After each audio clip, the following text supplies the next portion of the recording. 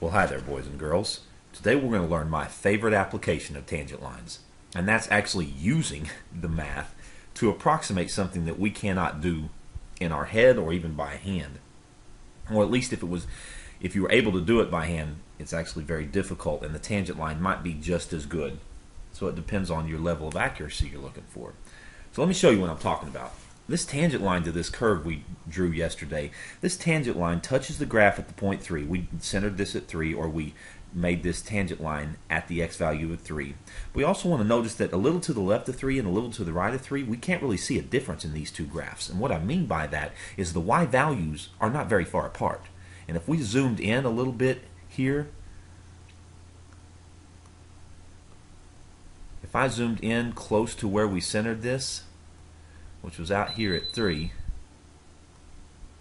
get up there on the curve, so we zoomed in somewhere close to 3, and we can see that the tangent line and the graph are really close to each other.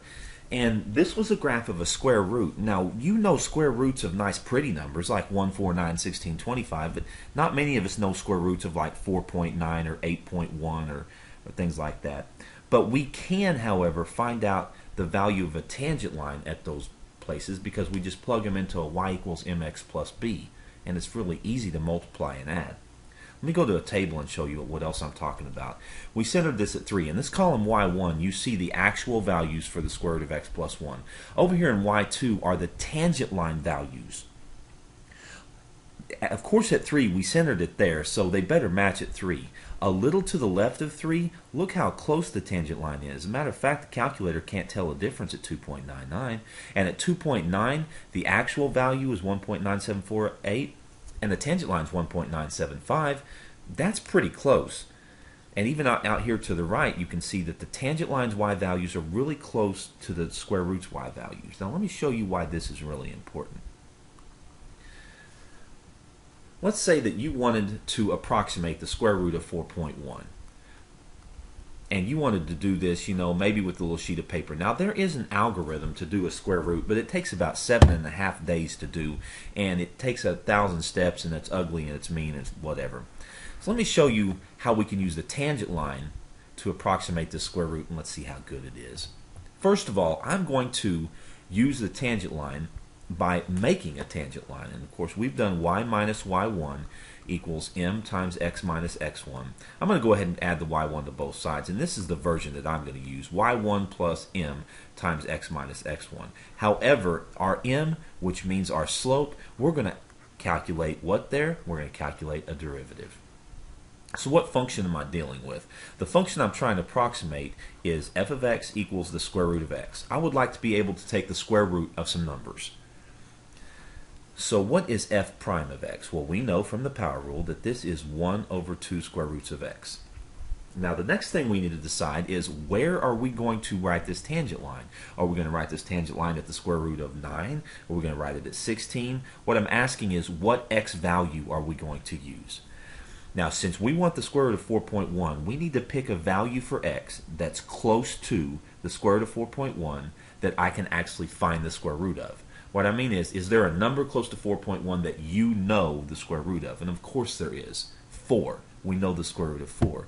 So I'm going to use this terminology. I'm going to center this at 4. And that's terminology for saying we are going to let 4 be our x1. So we are going to center it at 4 comma something. And how do we find that y coordinate? Well, we plug it into the square root of x. So we're going to draw a dot at 4, 2, and that's where we're going to write our tangent line. Okay, I'm also going to, well, let's just go ahead and do this. So I'm going to get y equals 2 plus, now what's the slope? Well, the slope is we plug 4 into our tangent line equation, so I want f prime at 4, and I get 1 over 2 square roots of 4, which is 1/4. All right, fine. That goes there. And then x minus x1. There's a tangent line equation to the square root of x curve centered or at x equals 4. And I'm going to give this a fancy notation. I'm not going to call it y. I'm going to call it t of x. T stands for the tangent line approximation. T of x equals 2 plus 1/4 times x minus 4. All right, so what, Mr. G? What does this mean? Well, this means that I can say that the square root of 4.1 is the same thing as asking what is f of 4.1 when f of x is the square root of x. Well, I don't know that. I don't actually know the square root of 4.1. I cannot tell you at the top of my head what that is. Of course, I could ask a calculator, but I don't know how to do that. However, I can say that that's approximately equal to the tangent line at 4.1. Why is that? Well, we saw from the graph the tangent line stays really, really close in y values to the actual function value. Well, why would I want to do this? Well, take a look at this. These calculations you could have done in, I don't know, 4th, 5th grade. Plug 4.1 into a y equals mx plus b form, and you just got a little bit of fraction work to do. So we do 2 plus 1/4. 4.1 minus 4 is 0.1, sorry. I'm going to call that 1/10. Now that is 2 plus a 40th. Now 1/4 is 0.25, so 1/40th is 0.025. So my tangent line would have a value of 2.025. That's my tangent line at 4.1. And what I'm saying is that that's approximately equal to the square root of 4.1. Let's go ask the calculator if we're even close. Is 2.025 close to the square root of 4.1?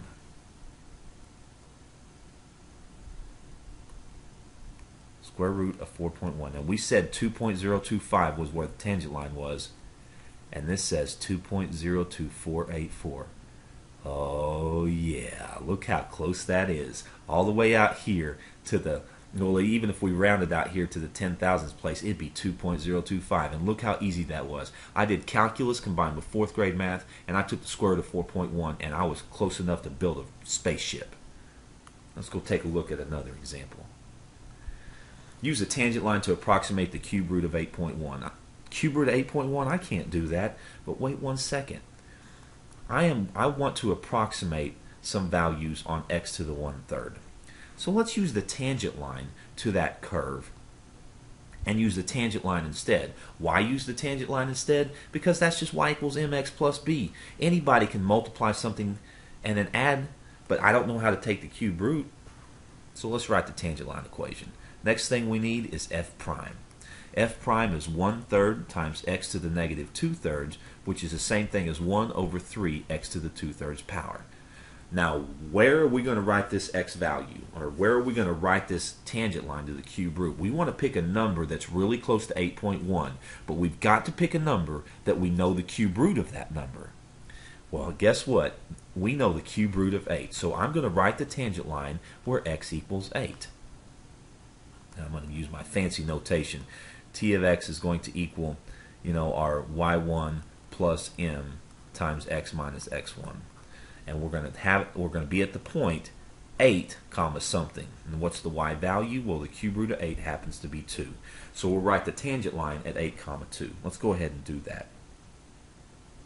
So my tangent line equation is y1 plus, now what's the m? What's that stand for? That's the slope. So what do we plug into this derivative? We plug in 8. So I want to do f prime at 8, which would be 1/3 times 8 to the 2/3. Now, fractional exponents give some people some fits, but fractional exponents are power over root, and it's often easier to take the root first and then do the power. You can do them in either order. What I'm saying is I could do 8 squared and then the cube root of that, or I could do the cube root of 8 and then square it. And since you don't have a calculator, it's much easier to do the root first because it keeps the number smaller. So I've got 1/3 times the cube root of 8 is 2, and 2 squared is 4, and that's 1/12. Now let me tell you something. You need to know what 1/12 is as a decimal, because if you ever get raises and it's split out over 12 months, you're going to want to know how much you get. So let's just say you get a $1,000 raise split out over 12 months. That's $83.33 a month. The reason I know that is because I've worked my entire life. But I also know that 1/12 as a decimal is 0.083 repeating. You need to know that. Every $1,000 is $83.33 a month. All right, but I'm going to plug this in. So 1/12 happens to be my slope, and then x minus x1. Well, x is where I'm trying to approximate this. That's 8.1 minus 8. Oh wait, I don't want to use 8.1 yet. I just want to use x minus 8. So I can write my tangent line equation. So here is my tangent line equation to the cube root function centered at 8. And we want to know the cube root of 8.1. So I'm going to say that's approximately equal to the tangent line at 8.1, which is equal to 2 plus 1/12 times 8.1 minus 8. And that is 2 plus 1/12 times 1/10. Now, if you know 1/12 is 0.083 repeating, 1/10 is just move the decimal over once. So that's 2 plus 0.0083 repeating, which is 2.0083 repeating. That is what I think the cube root of 8.1 is. I multiplied and added. Ooh, that was difficult. Let's go see how we did. 2.0083 repeating, and we wanted the cube root of 8.1. That's the same thing as 8.1 raised to the 1/3 power. We said it was 2.0083. Oh my gosh, look at that. I don't need no stinking calculators. I got a tangent line. Deuces.